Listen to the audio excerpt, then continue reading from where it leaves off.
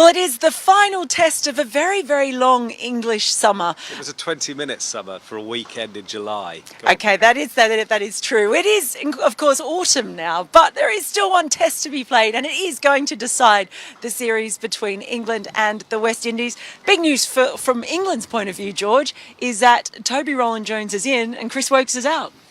Yeah, I suppose that suggests that they were wrong to recall Chris Woakes so quickly ahead of Leeds when he hadn't played enough, having coming back for serious injury.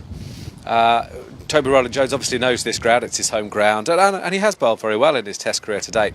Maybe they've forgotten, the selectors, that Woakes took 11 wickets on his last Test here. But, you know, I think really they hadn't given him enough cricket before Leeds, and he's maybe paying the price for that now. For the West Indies, well, we don't know yet what their team is likely to be, but it's an incredibly important opportunity, or big opportunity for them to show that Leeds wasn't just a one-off or an aberration. Yeah, well, it wasn't a one-off because they've actually won 2 of the last 3 tests they played against England, which people seem to forget incredibly quickly. Look, they're going in the right direction, whatever happens. I think they've shown they have some good young players who can serve them well for another decade.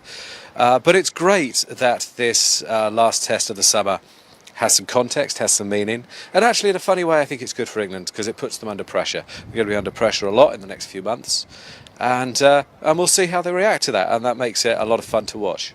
It does. It will also be fun to watch James Anderson if he gets his 500th wicket. That's something we've been talking about for a few tests, but only a few away now. You'd think he'd be a pretty good chance to get it in this test. What does that say about his career?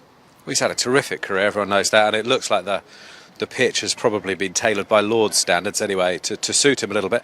Look, I don't think our obsession with individual records is terribly healthy. I think we get caught up on hundreds and these sorts of milestones. And James Anderson will tell you he's not really thinking about it, and I believe he's really trying not to think about it.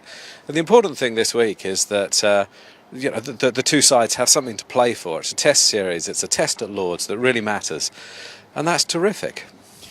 Well, we'll see how it all pans out. A huge opportunity for the West Indies, but England also wanting to win their last home match of the year. We'll have all the news from you here at Lord's, so make sure you stay logged on to ESPN Cricket Info.